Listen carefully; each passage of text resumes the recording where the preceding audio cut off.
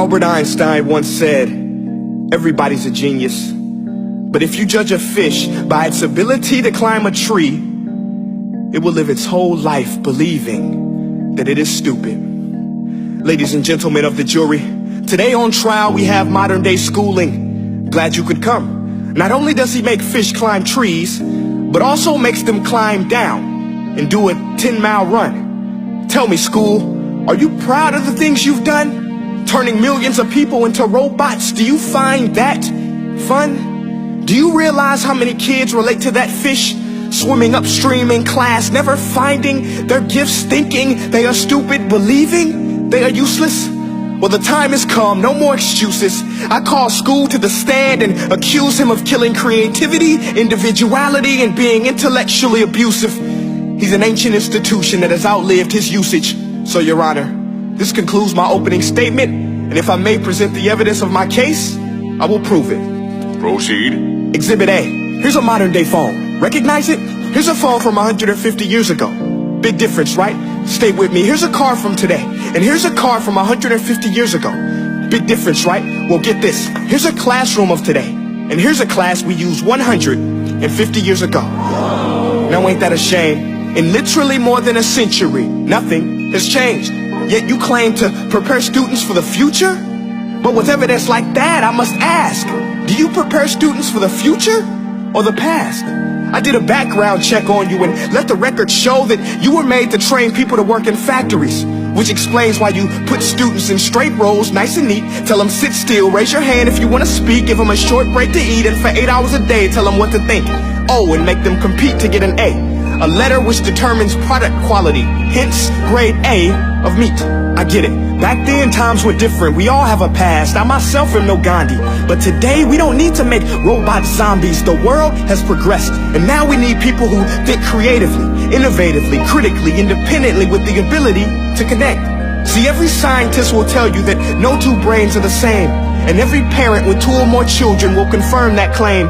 So please explain why you treat students like cookie cutter frames or snapback hats, giving them this one-size-fits-all crap. Watch your language. Sorry, Your Honor, but if a doctor prescribed the exact same medicine to all of his patients, the results will be tragic. So many people will get sick, yet when it comes to school, this is exactly what happens, this educational malpractice, where one teacher stands in front of 20 kids, each one having different strengths, different needs, different gifts, different dreams, and you teach the same thing the same way?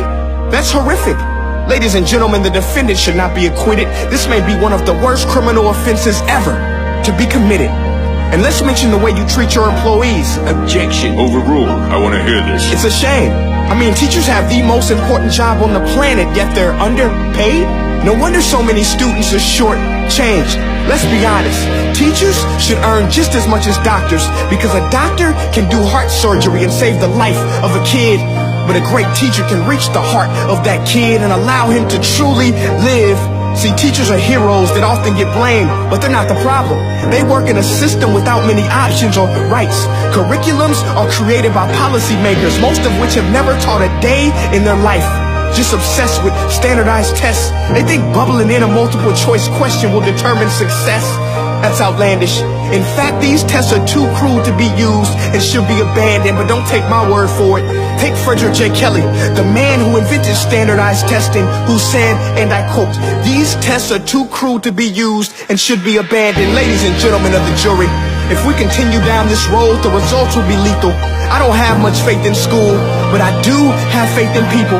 And if we can customize healthcare, cars, and Facebook pages, then it is our duty to do the same for education, to upgrade it, change it, do away with school spirit, because that's useless.